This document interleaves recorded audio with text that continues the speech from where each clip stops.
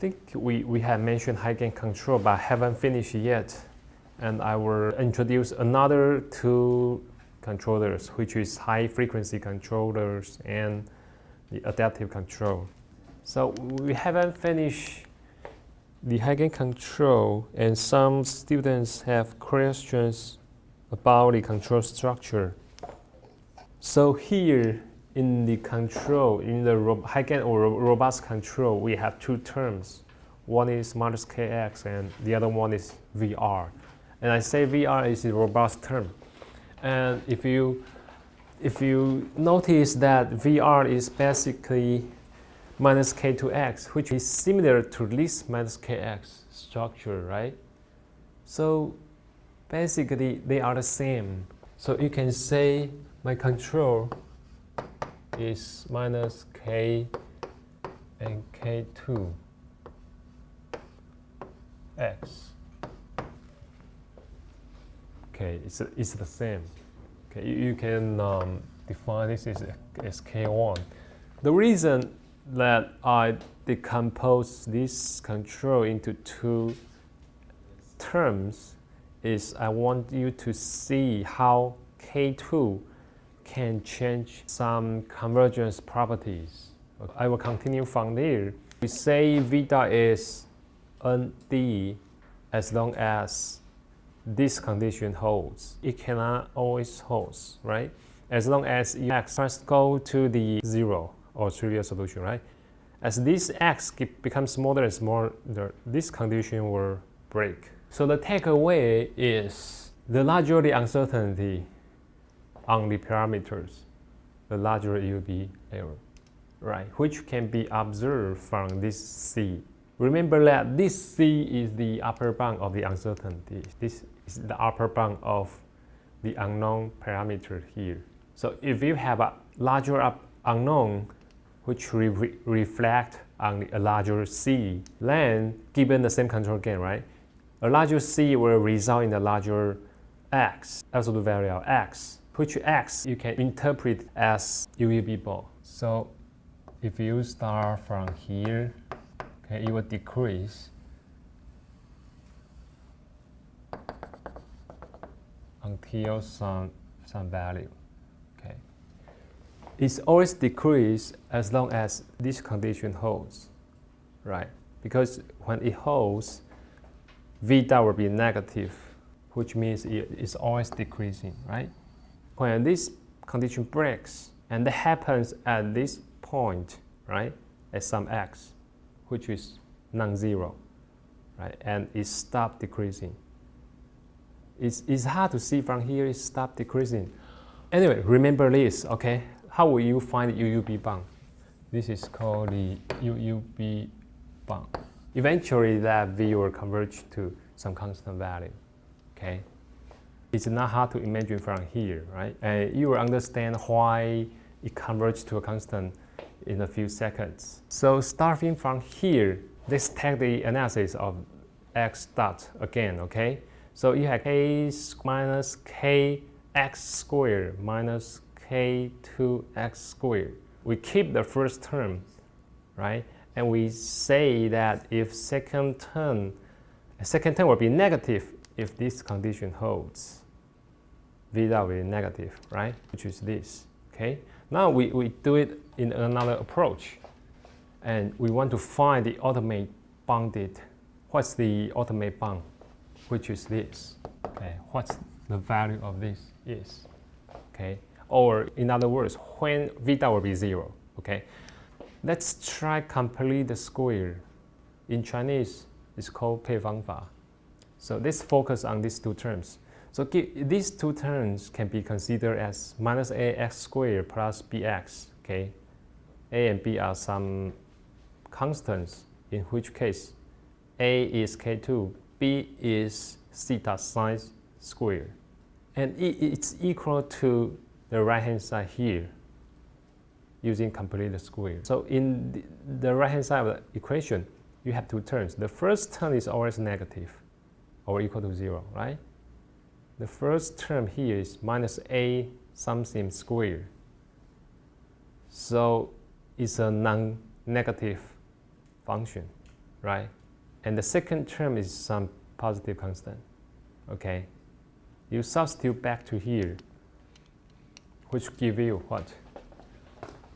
Now you see that this remains the same. This term is negative. So that you can come, by dropping these terms, you can drop this term out. Because this term can be bounded by 0. Bounded by 0, which means bounded by nothing, right? And you keep these two terms, and it becomes the upper bound.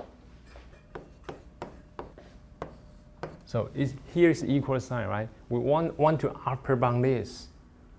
Let's do it term by term, right? This can be upper bound or equal to this, all right? And this is the same.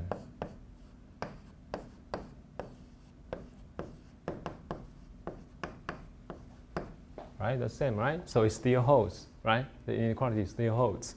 And how about this? It's always upper bounded by 0, right? 对吧？一个负的东西。So you can drop it. You can say 0, which is you just drop it, which is this.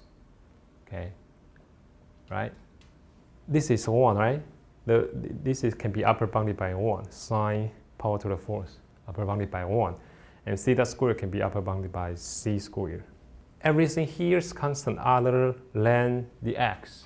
Now, the worst case for theta to be 0 is this summation to be 0. And let's say the worst case is equal to 0, okay? We want to find that when this guy equal to 0 means this guy stop to decrease and remain a constant, right? So let this to be 0. Compute the only variable x, which is what?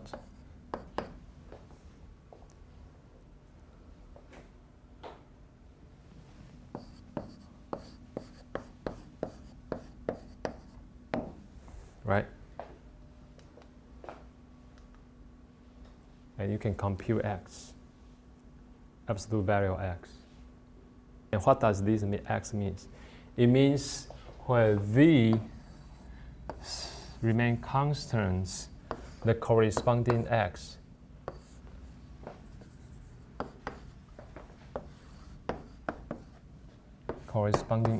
norm. X norm we know is already decreased, right? And remain a constant. And this is that.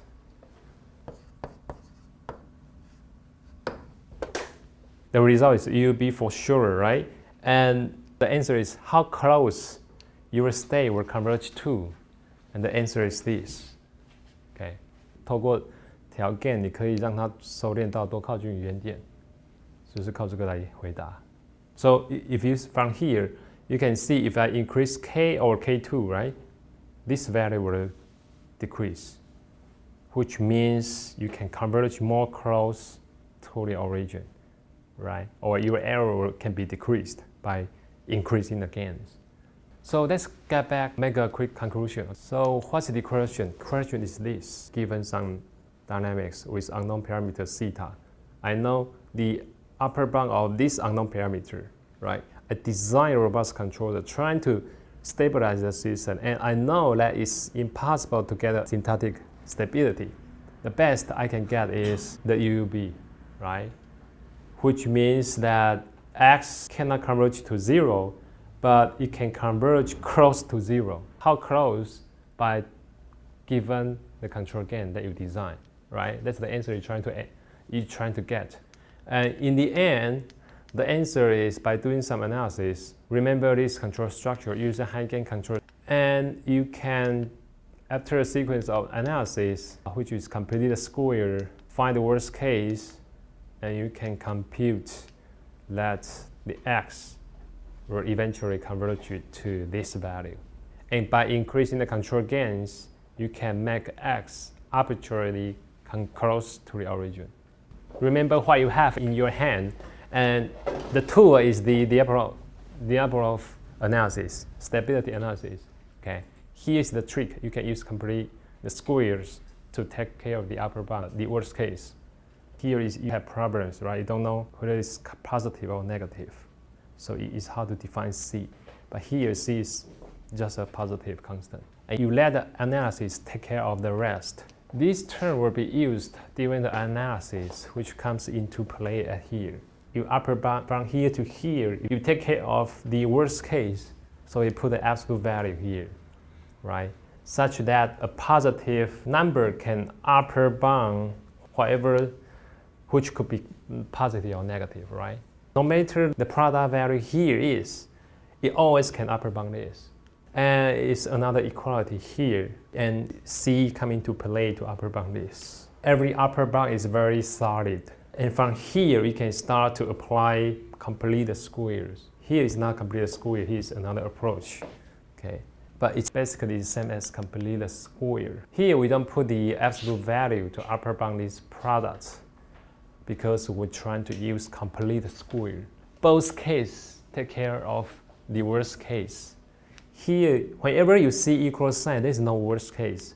The worst case happens when there's an inequality, which means you apply upper bound. The upper bound from here to here is I drop this negative term, which can be upper bound by 0. And for sure, this is a positive term. This is a negative term. We want the summation to be negative. And the negative value, the upper bound's V dot, can be concluded as a negative definite, right? So we want it to be negative, but there's no any chance, right? So the best you can get is UUB. So based on this, where the only variable is x, you can compute the UUB. So maybe you have several questions why you don't do something, why you don't design VRF some other form that which might exist in your mind. But you can try, somehow it doesn't work as you expected. So all this is a very systematic way to analyze the systems, to analyze the stability analysis. Let's go to the next topic. As you study more different analysis, it will become more clear why we want to do it this way. So next is high frequency. So again, the question basically is the same question. Given the nonlinear dynamics, okay, theta is unknown, constant, upper bound by absolute value of theta, upper bound by some positive constant.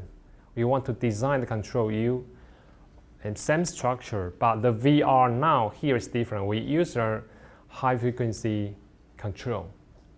Okay, why is it called high frequency? So let me summarize as a side note here. We have mentioned high gain control, which is U design as minus kx minus k2x. Now it's high frequency control. And what's the controller? U equal to minus kx. The first one is the same. The second one is minus k2 sine x. Why it's called high frequency control? Because when you notice that if you plot out the sine function,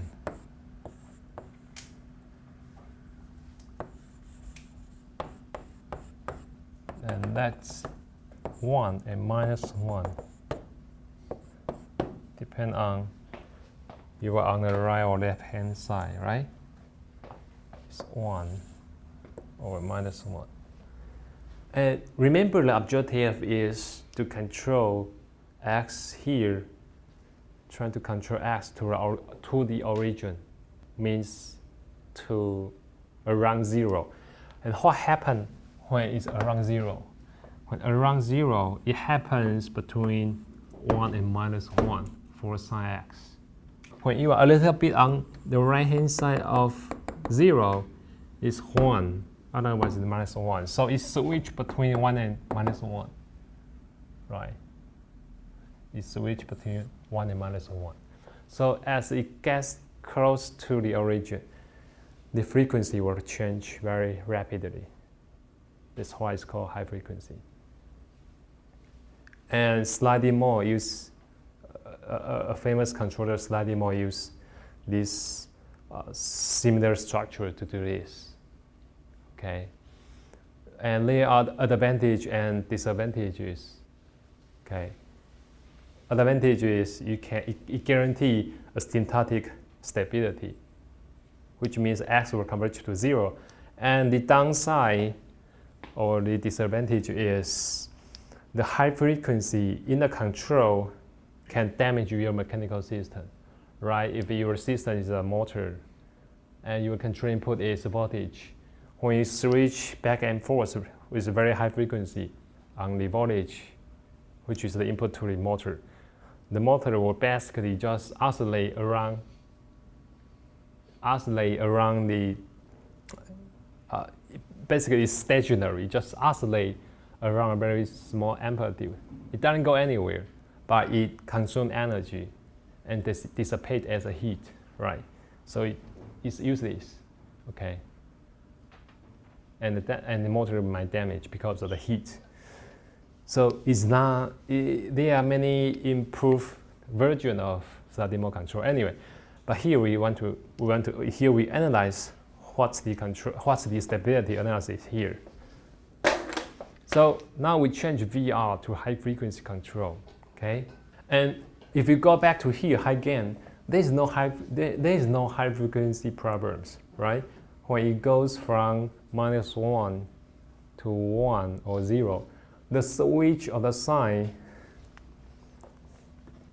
for this guy, okay, K2X, here is X, right?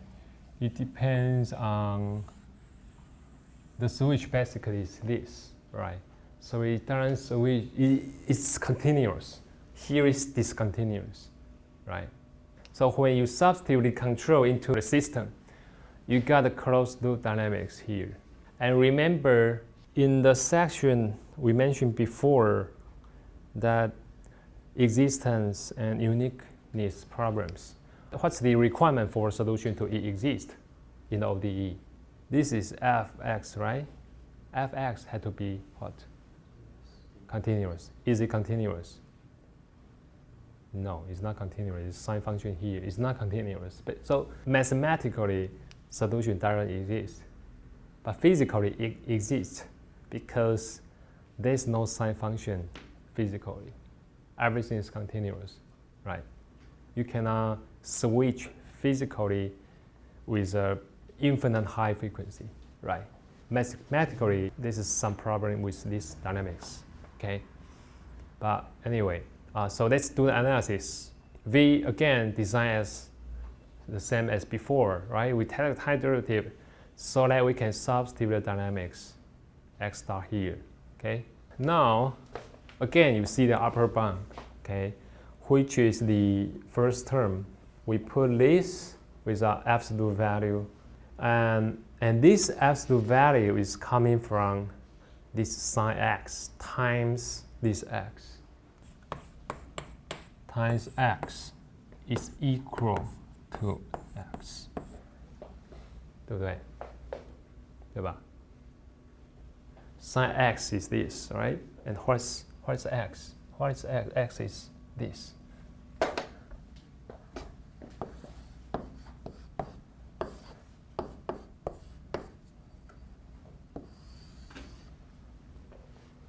Right? And you multiply the two, it becomes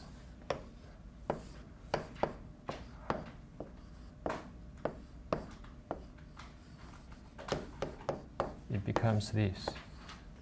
So it's always positive. The good news is because of the high frequency term, we can convert. Originally it was K2X, right? In the high gain control is K2X. Now you leverage the high frequency term and you can now generate an absolute value. The contribution is huge because now we can combine this absolute value of x with this absolute value of x. We can pull it out and merge these two. This is the upper bound of the constant, upper bound of the uncertainties. Now what you need to do is choose K2 large enough to dominate C, and this guy will always be positive, and this is always positive. So this second term will always be negative. So it's ND, and that's why this high frequency control can obtain a syntactic stability. I guess you already forgot what happened in high gain control in the K2X term, right? Let me write down this term here. Upper bound by minus K2X. Same as before, right? And minus K2 minus CX squared. Okay. Now, so just a minute ago, what happened in the high gain control? V dot is upper bound by minus K2 squared, which is the same minus K2X squared and CX. What's the difference? What's the difference? This is the same. This is same, right? The difference is this guy and this guy. Okay. Okay. And why? How did it come? Where did it come from? It comes from you apply high gain control, right? And in V, there's another X right before the bracket, right? And this X times this X becomes K2X squared, okay? And what happened here? We apply K2 sine X when it times another X right before the bracket, right? This X along and times this sine X create the absolute value of X and K2, right? So here's K2X squared, but here's K2 absolute value of X. That's the difference. And now you can put this into a bracket. In here, you cannot put it squared. Here's just absolute value of X. You cannot combine, simply combine the two, right? So that's why you need to apply complete the square. Okay, and they pop out, they result in a positive constant. But here there is no positive constant, right? As long as you guarantee K2 is greater than C, this is negative, and that is what you want. So it's ND, Vita is ND as long as K2 is greater than C. So high frequency ensures globally asymptotically stable as long as the gain is greater than the upper bound of the uncertainty. So conclusion, compare the two. Using high gain, you will get UUB, okay? Depending on whether the upper function is RU or not. And using high frequency, you can get exponentially stable or asymptotically stable. Same dynamic systems with unknown theta, unknown. And it's linearly parameterized, which means unknown, your system parameter can be parameterized with unknown part, and the known part can be linearly separated. You can separate this linearly, okay? This is unknown, okay? This is known, given T is known. But what is non-linearly parameterized is X dot equal to, you put theta into the sine squared T, okay? Then is non-linearly parameterized or parameterizable, right? You can, how can you separate? Can you put theta times something that equal to this? No, right? But this, in this you can, right? Theta times sine T squared. Unknown and known. Unknown and known. But you cannot do this. That's the reason why this condition is required. You will understand in the next few slides. But before that, I have two questions for you. If theta here is known, now it's unknown, right? But if it's known, which controller will you design? Well, there are many controllers you can design, right? you can design feedback linearization controllers, which is this term times this term. Second term is for feedback, minus kx, right? And this term is just used to cancel nonlinearity in the dynamics. Then the closed-loop dynamics become this, which is linearized. Second, if theta is unknown, you cannot use this approach because it's unknown, right? You cannot implement something as a control. So everything on the right-hand side in the control have to be known, okay? And that's the same motivation of adaptive control. For unknown, we have introduced high gain, high frequency. Another one is adaptive control. In adaptive control, the structure is different, okay? We have minus kx before, and in high gain, we put minus k2x, right? High frequency, we put minus k2 sine x. And for adaptive, we put minus theta hat sine squared t. So here we have theta's hat. Hat is the estimate of this theta.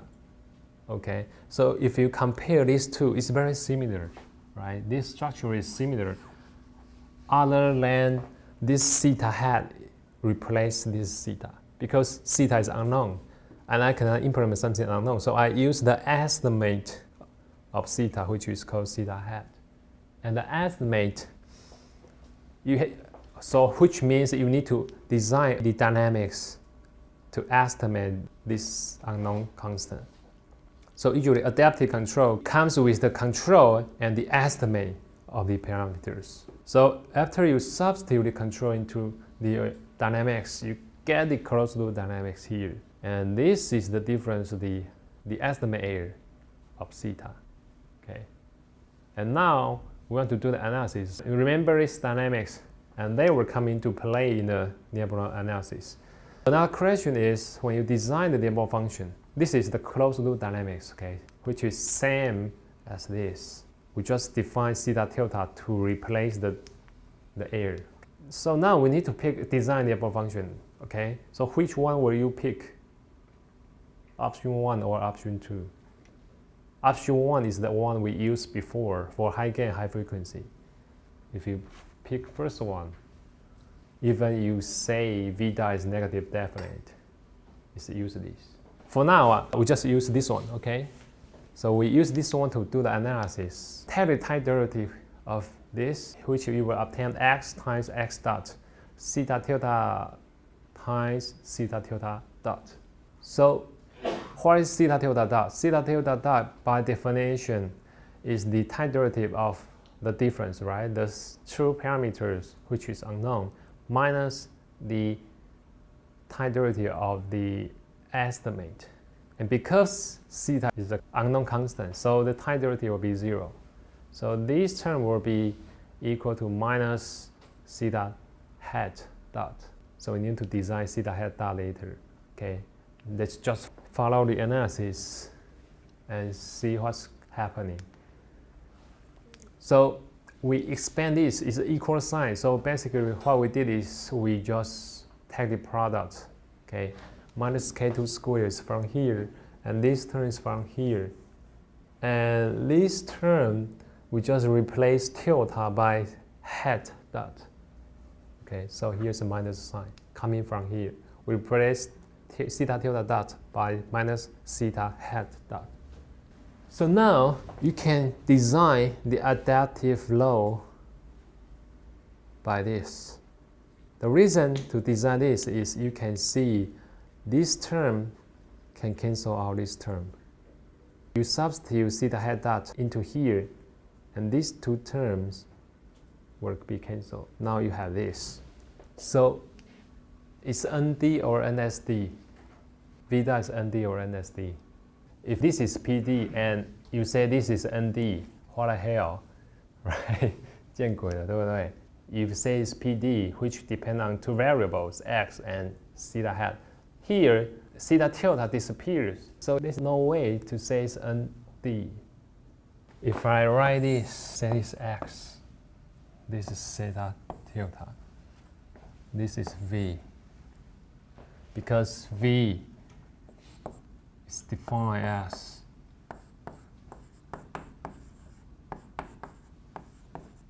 okay. So this is PD, right? Now I say V dot after a series of analysis, it becomes minus KS squared. This guy disappears. So it's ND or NSD. So before I write this, and I say x1, x2 squared. And if I got this, it's NSD. Now I just change x1 to x, x2 to theta tilde.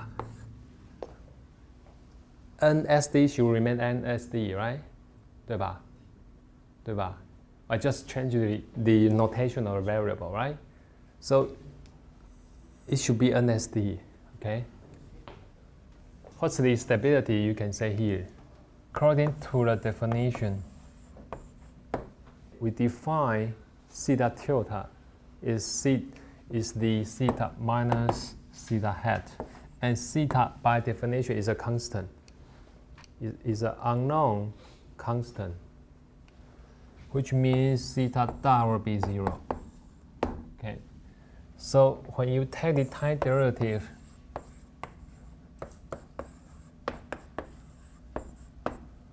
will be 0 minus theta hat dot. So what's the best you can conclude for the stability? Stable, not asymptotically stable. If you use this to find the invariant set, you will say the invariant set is x equal to 0. But remember, v is a function of time and x, not just x. It also depends on time. So the invariant set, the concept we introduced invariant set is for autonomous systems. Okay, now it's non-autonomous systems. To prove that, so you cannot use that kind of invariant set theory. So the best, you can try to further prove the stability. Okay, you can try to say this is globally asymptotically stable, which is x goes to 0 by using Barbara's lemma.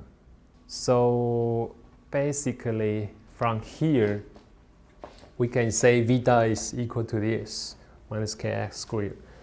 And we want to find x will converge to 0. So this gives you what v will be bounded. V dot is negative or 0. Worst case is 0. So what is v dot equal to 0? V is constant. So v will be bounded. It cannot increase, right? Given an initial condition v will either be a constant or a decrease. V dot equal to minus kx implies v is bounded. V, okay? If you say we start from here, given initial condition x, you can find the initial condition of v, right? According to this dynamics, equal to minus kx, right? So what's the worst case of minus kx? It never be positive, right? It's a non-positive stuff, right? So v cannot increase, 对不对? So given the initial condition, the worst case is v is bounded, or if you are lucky, it will decrease, 对吧? Which means what? In both cases means v is bounded. Bounded means it doesn't go to infinity. If v is bounded, you can help a lot. Okay, v is bounded means what? X, theta tilde will be bounded because it's a PD function. We want to go backwards from v, using v to investigate what's the property of x and theta tilde. Okay, so the best way to visualize this is using the 3D plot. Okay, we know v, this is v, right? V is bounded. It's PD, right? It's PD. and we say V is bounded. If initially V value is here, okay? This value won't increase, right? It only decrease or stay constant. It's bounded, right?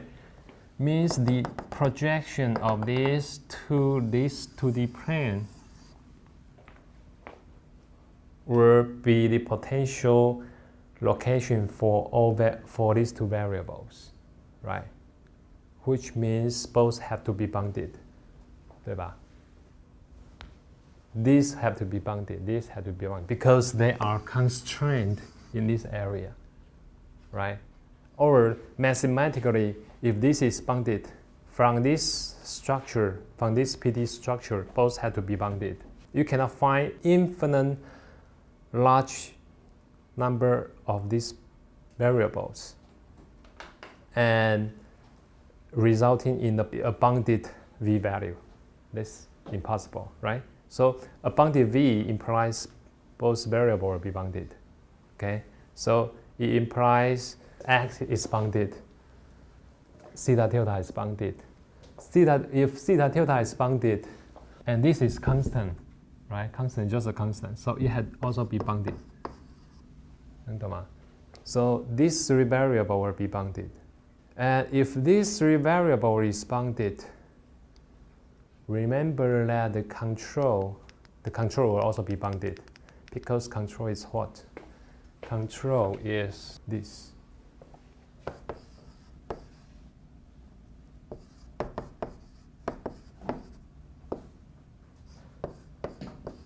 Control is this. And we say what is bounded? We say X, theta, tilde, theta hat are bounded, right? It's equal sign. This guy is bounded. This is bounded. X is bounded. So it must be bounded. 懂吗? It's equal sign. Bounded 会等于 bounded 的嘛，对吧？懂吗? So your control will be bounded. What does it mean if control is bounded? Okay, control is bounded is important. It means given this control structure, no matter, as long as your initial condition is bounded, you don't know the solution, but you know every solution, every trajectory will be safe. Your control input will be bounded. It doesn't require infinite, a very large control input to stabilize the system. So it doesn't require a large number of control input. No. So your hardware will be safe. Okay. So second, remember our objective is to prove X goes to 0. So according to the closed loop dynamics, closed loop error system, which is X dot equal to theta tilde sine t squared minus kx. Okay, this one. After you substitute the control into the dynamics, you got the closed loop error system. So because this is bounded, okay, that your X dot will be bounded. Okay. What does it mean if X dot is bounded? It means X is uniformly continuous. Okay. And the requirement to use Barbara's lemma is X had to be uniformly bounded and X had to be L2 function. L2 function means this. Means the integral of x squared had to be bounded. And how to prove that is you can utilize this equation, v dot equal to minus kx squared, and you integrate this.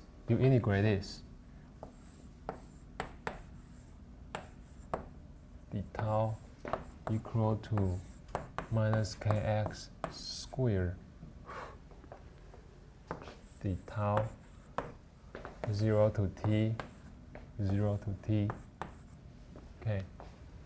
And this is v dot. This gives you vt minus v0 equal to what? Equal to this. Okay. And if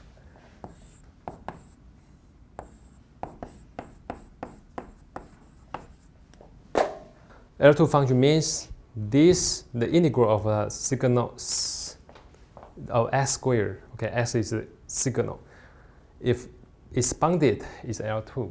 Okay, so you need to check the left-hand side to see if it's bounded or not. And remember, we say v is bounded, right? v0 is here. Vt could be depend on what time, right? T here. This is Vt. So the difference of v0 to Vt is bounded, right? Because the largest value of v is v0, smallest value of v is v0. So the largest difference is this, which is bounded, 对不对? So this difference is bounded, which means x is an L2 function. X is uniformly bounded, x is L2. So you can use Barbara's lemma to show x will go to 0 as t go to infinity. Every step here is required, otherwise you cannot go forward. So you need to exactly understand what's going on here, what is required for the next step. So conclusion is all signals include states, control input, and estimate errors are bounded.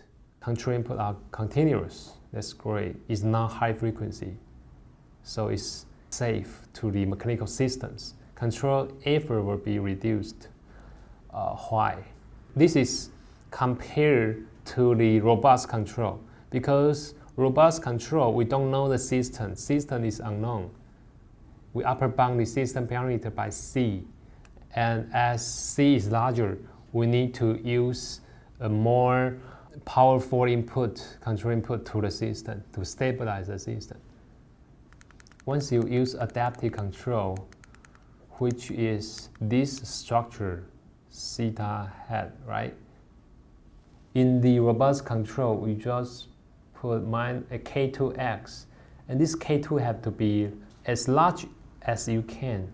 But here is theta hat. Theta hat is according to the estimate. Sometimes it will converge to the same parameters. If you are lucky, it converges to the same parameters. Then you can save a lot of energy because you control a known model. If you are control an unknown model where you K2 had to pick a larger value. So I will give you a simulation as a homework. So you will see control and T. So given the same dynamics, if you apply you apply adaptive control, this is adaptive.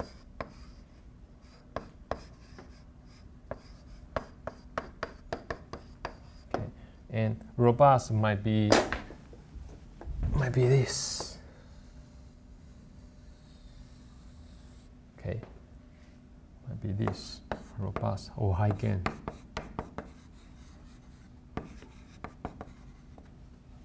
Okay, it uses a lot of energy compared to adaptive control because it doesn't know the system. It just uses the most reliable way, which requires a lot of energy. Okay, and the high frequency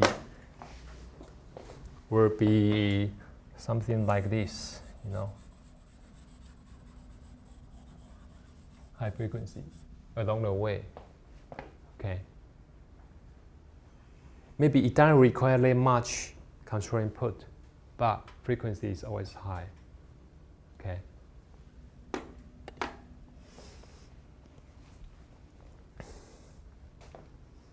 And the reason that you will oscillate is it's trying to track some trajectory.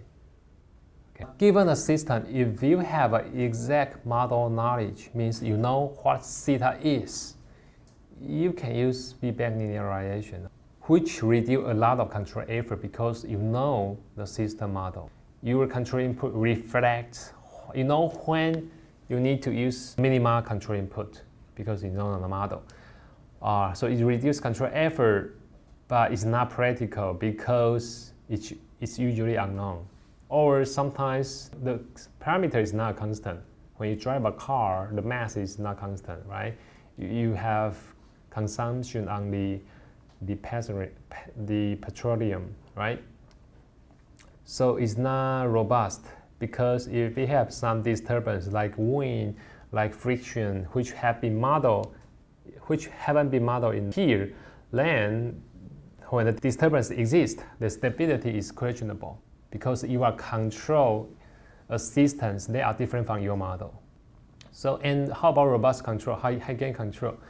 High gain control, robust controllers includes high gain or high frequency, right? Because high gain can obtain a UUB stability, high frequency can obtain a symptotic stability, and they are all robust to disturbances. So it's applicable to very broad class of systems. You can apply to, because it's robust, right? You can apply to, you don't have a exam model knowledge, right? You just put some tolerance, you have considered some tolerance in the system parameters. So you can apply to a broad class of systems. But one is stability, one is UUB, one is exponentially stable, okay? No one is the best, depending on what's your application. Adaptive control, usually this one is the best because, but the requirement is the system has been linear parameterizable, okay? It can achieve a syntactic tracking or a syntactic stability. And the control energy is minimal compared to high gain control or high frequency control. And here is a summary of different controllers, okay? So that's for today.